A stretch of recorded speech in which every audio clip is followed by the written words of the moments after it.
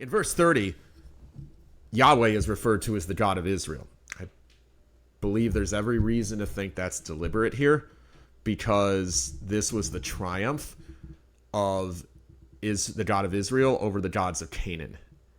Just as God said after the Exodus that was the triumph of the God of Israel over the gods of Egypt. Now, we can see how all things have definitely worked together for the good here. Paul says that all things work together for the good for those who love God, are the called according to his purpose. Joseph, at the end of his story, and I won't go into the complexity of that, but after a whole series of events, God had worked together in favor of Joseph, in favor of his family. He said, God, you intended it for evil, God intended it for good. Satan and the folly of Israel, the heart of Achan, intended that sin for evil. God intended it for good.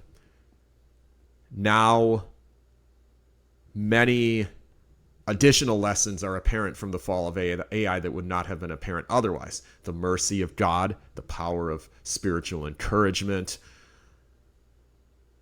the emphatic quality of the cooperation between God's grace and man's effort, that without God's grace, this doesn't happen. In the beginning of chapter 7, in the process of sanctification, by the way, not justification, where at the beginning of chapter 7, they tried it entirely on their own and failed with wonderful spectacularity, so to speak. Amazing spectacularity. Great was the fall thereof, as I believe another verse puts it. Now, this altar is an interesting point, because every time you see an altar in the Old Testament, it is a foreshadowing of the death of Christ. According to the law of Moses, they were very particular. In the previous video, I said the Pharisees majored on the minors and minored on the majors, so to speak. They got every detail right while missing the heart of the law. Israel here did not miss the heart of the law. They walked by faith, in a sense, initially. Paul says that believers walk by faith and not by sight. Israel began walking by faith, then they got the sight. Today, Christians walk by faith only, although the sight, quote unquote, comes in the sense that many wonderful spiritual blessings happen, where Paul can refer to an abundance of fruit for the gospel. But that doesn't necessarily mean that you'll see the kind of physical victory the Israelites did. Now, verse 32 says that this was done in the presence of the people of Israel. In a sense, this is the principle of 2 or 3 witnesses. This is the people recommitting themselves to God. They are all witnessing for and against each other.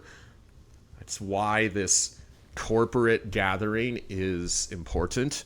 Again, I'm not very good at this. I'm simply presenting what the Word of God says. There is that unique witness, accountability, that unique testimony that can only be given corporately. It's not the only testimony, but it is an important one for the life of the believer. And it is once again the law. He rewrote the whole law. Let's emphasize this took a while. Writing the entire law on stones would have taken perhaps days. So this is a summary statement of a rather lengthy process. Recommitting yourself to God, celebrating a victory properly, can take some time. Emotional frenzy, as we saw with the inhabitants of Ai, is not the root of genuine faith. Genuine faith, as Ephesians 2:8-9 says, is the gift of God. By grace through faith, that, not of yourselves. The faith, the grace, the gift of God.